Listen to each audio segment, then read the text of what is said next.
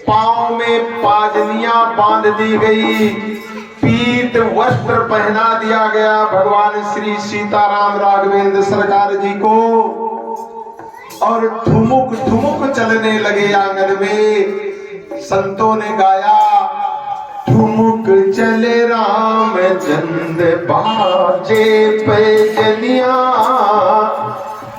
बड़े बड़े महात्माओं ने गाया है, ये राग भैरवी है, हम भी शायद इस राग को नहीं गा पाएंगे, फिर भी बता रहे हैं कि इस प्रकार से भगवान राम जब चले, कहा गया कि कबहू उछाहा। इतनी प्रफुल्लित हो रही तीनों महतारी मैया, प्रफुल्लित हो रही है, एक दूसरे में कोई राम को ले ले, कोई भरत को, कोई लक्ष्मण को, कोई शत्रुघ्न को, यही नहीं पता कि राम को खिला कौन रहा, राम कौन के पास है। इतनी खुशहाली छा गई है अयोध्या में। तुलसीदास जी ने लिखा कि कबहू उछाहा कबहू बर पलना, मात दुलार कहा प्रिय ललना। मैया ऐसे लाड कर रही है और भगवान राम कह रहे हैं कौशल्या मैया से मोड में आकर के, कबहू शशि मांगत। रात में जब लेट जाए लेकर के अपने लल्ला को, तो चांद को देखे। कहते नहीं, पहले के जमाने में बिजली नहीं होती, दिया जला दी जाती थी, और दिया बुझा दो तो बच्चा रात भर रोता था, और जब दिया जलती रहती थी तो वो बालक उसी दिया को देखता रहता था ना। अब तो ट्यूबलाइट हो गई है, उसी को जला दे। फिर अब की मैया कहती है, ये सोए ही ना बिना उजाले के, वो नींद ना आवे उजाले में। बोले आनंद कंद सब बदलता जा रहा है भक्त और भगवान की।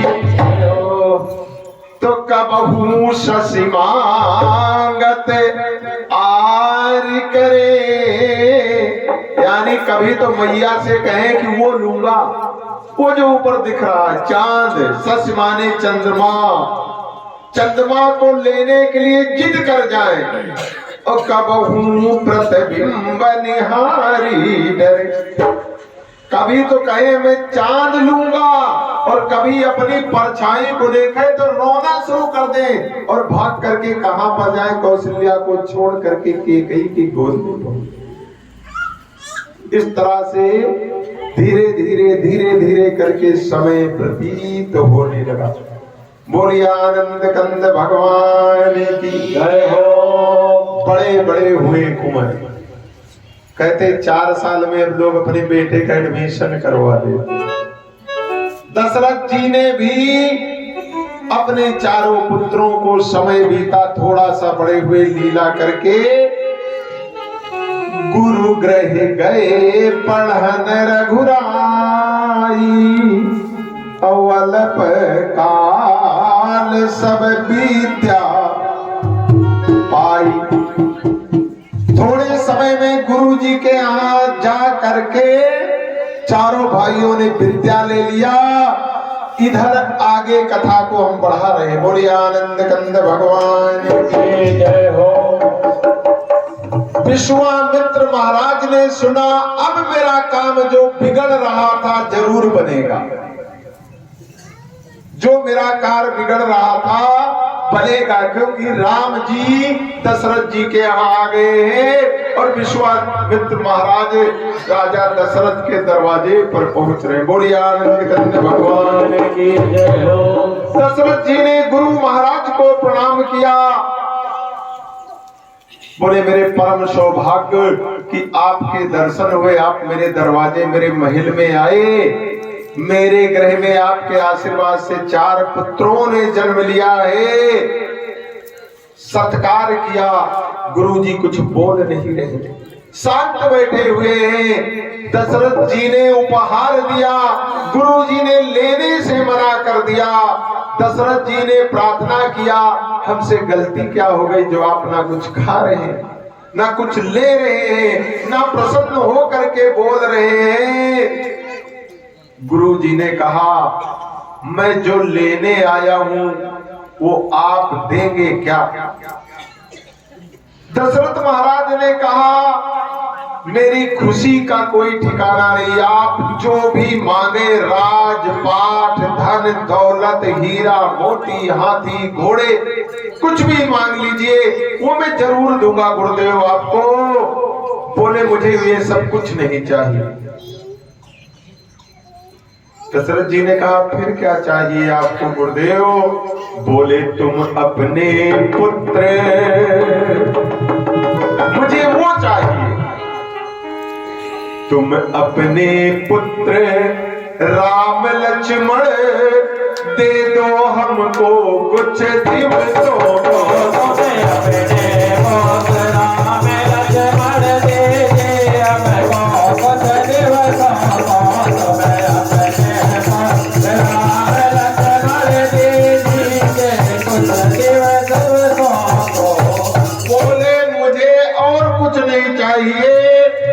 अपने 4 पुत्रों में से 2 पुत्र मुझे दे दीजिए। दशरथ जी ने कहा, राम लक्ष्मण किस लिए चाहिए आपको गुरुदेव? बड़े दिनों बाद मेरे घर में उजाला हुआ है। बताने लगे कि मैं यज्ञ जिस समय, दशरथ जी से कहने लगे, मैं यज्ञ जिस समय करता हूँ, मैं जब भी यज्ञ करने बैठता हूँ, वो मेरी यज्ञ कभी पूर्ण नहीं होने पाती है। राक्षस लोग आकर के उस यज्ञ को नष्ट कर देते हैं। इसलिए आपसे अर्जी लगाने आया हूँ, मेरी यज्ञ की रक्षा के लिए अपने राम और लक्ष्मण को। दशरथ जी ने कहा, प्राण ले लेते गुरुदेव, प्राण प्यारे को मांग लिया। बोले, आप कुछ भी ले ले, चाहे तो मेरा प्राण ले ले, परंतु मेरे प्राणों से जो प्यारा है आप उसको मत मांगिए। विश्वामित्र जी को क्रोध आ गया। कहने लगे, मुझे पहले ही पता था कि आप यही कहेंगे। मैंने बड़ी भारी भूल कर दी जो आपके यहाँ मांगने चला है। अरे दशरथ, तुम इस भूल में क्यों? यदि मैं अपने तप से ब्रह्मा जी से जाकर के कह दूं ना, तो दूसरी सृष्टि बना दे। भोलेनाथ से कह दूं तो प्रलय मचा देंगे, हरि से कह दूं तो सैकड़ों राम प्रगटा देंगे। जब इस प्रकार से विश्वामित्र जी ने कहा, तो दशरथ को विवश हो जाना पड़ा। और दशरथ महाराज ने राम और लक्ष्मण को गुरुदेव जी को दे ले करके वहां से पिताजी को प्रणाम करते हुए भगवान राम और लक्ष्मण गुरु महाराज के साथ जाने लगे। चले गए, जंगल में गए, तो वहां पर उन्होंने देखा क्या? सबसे पहले उन्होंने देखा क्या? जैसे ही जंगल में गए, उन्होंने देखा क्या? एक पत्थर पड़ा हुआ है। क्या देखा? एक पत्थर पड़ा हुआ है। और गुरु जी के चरणों को पकड़ करके भगवान राम कह क्या रहे? बोले, हे नाथ अचंभा, गुरुदेव अचंभा। क्या हो गया? बोलिए आनंद घंट भगवान की। भगवान राम ने कहा, गुरुदेव अचंभा, ये कैसा पत्थर की शिला दिखाती है। गुरुदेव अचंभा, ये कैसा पत्थर की शिला दिखाती है। गुरुदेव अचंभा, ये कैसा पत्थर की शिला दिखाती है। भगवान राम ने कहा, गुरुदेव ये कैसा अचंभा है कि ये शिला मुझे पत्थर की दिखाई पड़ रही है। मुझे इसमें कुछ दिख रहा है, आप बतावें ये है कौन? मुझे लग रहा है जैसे कोई, हे गुरुदेव सत्य क्या है वो आप ही बता सकते हैं। जैसे कोई त्यागी नारी बिल खाती नीर बहाती है, जैसे कोई त्यागी नारी बिल खाती नीर बहाती है, जैसे कोई त्यागी नारी बिल खाती नीर बहाती है। गुरुदेव मुझे एक कारण जानना है, जब तक मैं इस कारण को नहीं जानूंगा आगे बढ़ने वाला नहीं हूं। गुरु महाराज से प्रार्थना करने लगे। बोलिए आनंद कंद भगवान की जय हो, और भगवान की जय, आगे बिहारी लाल की जय। सज्जनों, गुरु जी से प्रार्थना किया, गुरु जी ने बता दिया कि ये कोई साधारण नारी नहीं है, गौतम महाराज की धर्म पत्नी अहिल्या है और पति के श्राप से ये पत्थर बन गई। पति के श्राप से पत्थर बन गई है और ये आपकी प्रतीक्षा कर रही थी प्रभु कि कब राम आएंगे और कब मेरा उद्धार होगा। राम जी ने कहा गुरुदेव ये बताइए ये बनी कैसे पत्थर, महात्मा ने इनको श्राप क्यों दिया, सारी बात बता दिया। बोले इंद्र ने इनके साथ छल किया, धोखा दिया और जब देखा गुरुदेव ने आकर के तो इन्हें श्राप दे दिया कि जाओ तुम पाषाण बन करके पड़ी हो। होश आया तो उन्होंने प्रायश्चित किया, तब गुरुदेव ने आशीर्वाद दे दिया कि जब त्रेता युग में भगवान राम आएंगे और वो पत्थर बनी हुई शिला पे अपना चरण लगाएंगे तब तुम उद्धारित हो जाओगे, तुम्हारा उद्धार हो जाएगा। भगवान राम ने जब ये सुना बोले गुरुदेव महात्मा की पत्नी पत्थर बनी पड़ी है, ये संत ऋषि की पत्नी है, मैं अपना पैर कैसे इसमें लगाऊं, मुझे तो बहुत बड़ा पाप लगेगा। गुरु जी ने कहा कुछ भी करो इनका उद्धार तो करना ही पड़ेगा। सज्जनों, वेदों में लिख करके आया, कहने वालों ने कहा कि राम जी ने पत्थर में पैर लगाया, लेकिन वेदों में लिखा है कि राम जी ने पैर लगाया नहीं। उन्होंने आगे जैसे ही पांव बढ़ाया प्रणाम किया कि आप ऋषि पत्नी हैं, गुरु माता है, मैं कैसे आपको अपना चरण लगाऊं। लेकिन कवियों ने लिख दिया कि छुआ शिला को,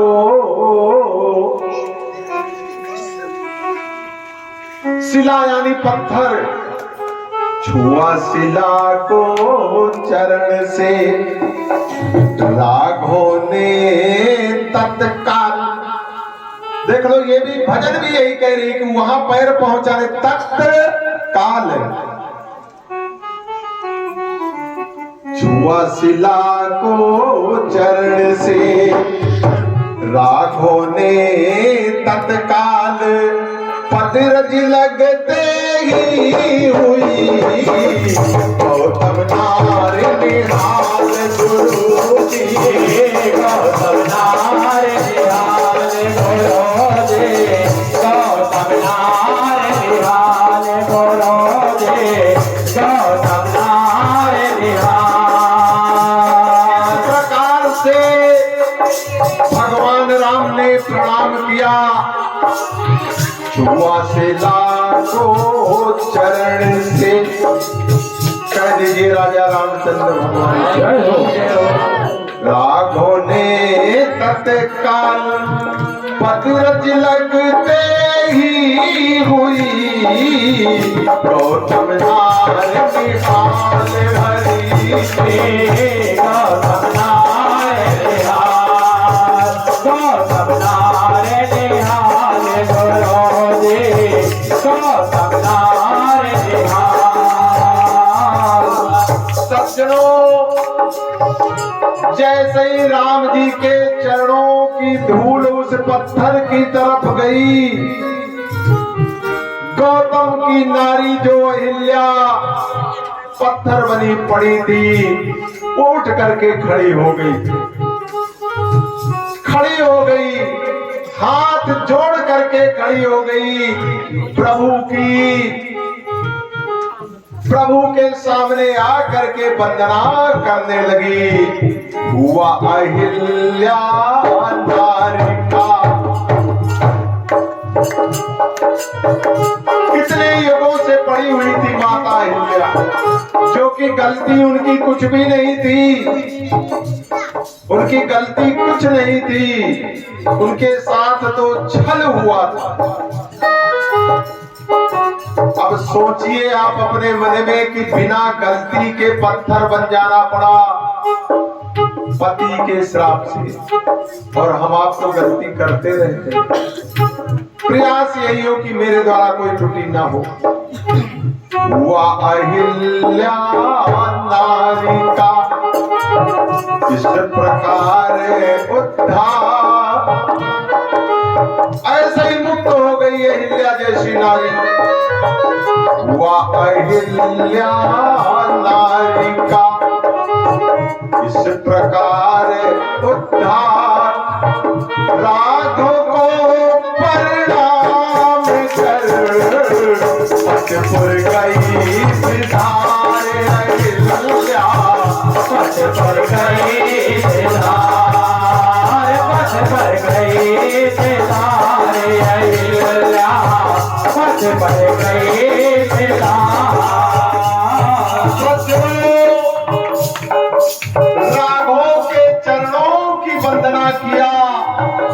अहिल्या जो पत्थर बनी हुई थी, राम जी की कृपा से फिर से नारी बन गई।